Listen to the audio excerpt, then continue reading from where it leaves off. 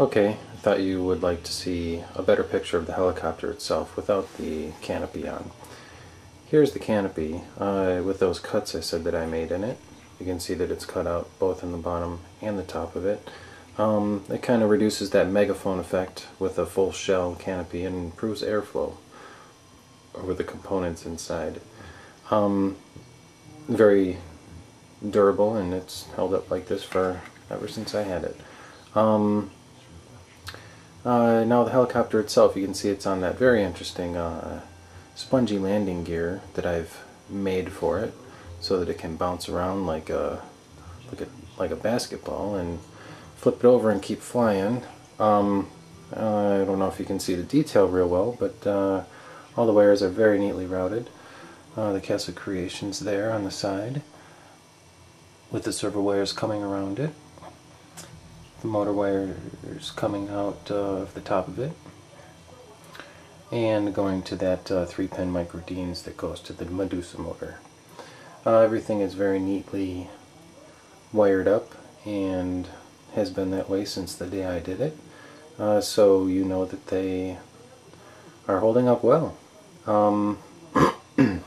We have the E-flite motor on the back with its heatsink, Medusa on the motor on the front with 2 heat sinks and ground down so that the 3 motor wires can kind of get some strain relief and sit rested in there away from danger, and that's worked out beautifully.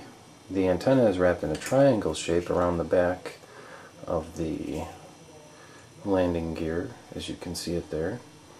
The geometry of these is kind of complicated.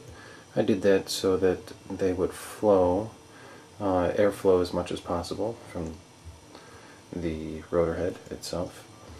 What else? The tail blade, or the tail boom itself, you can see that it's got a lot of super glue on it. That's from different tail boom strike deflectors I've tried to mount on there. They've all broken off, and the CF has held up.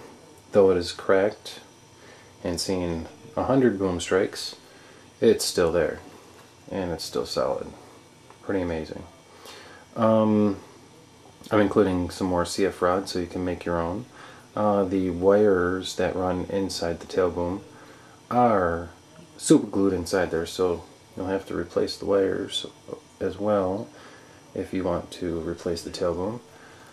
But this one works just fine. And you can see the way the fishing thread is ran as well, from the custom-made anti-rotation loop there to the middle of the tail, and also, let's see if I can flip this over, the fishing line goes from the tail down to the back original landing gear on top of those foam pads, and then back up to the front of the helicopter where the original landing gear used to mount. I can get a picture of that. There they are. So it creates a very flexible system. I'll go ahead and try and squish this now and not drop it off of the bathtub. But let's see. I can see in the crash I had in there, kind of separated that, but little CF will hold that back together. You can also bend it back the other way, and it's got a lot of flexibility to it. Looks great, don't it? Oh, looks great, don't it? No, but it's a joy to fly. Alrighty, and that's the helicopter.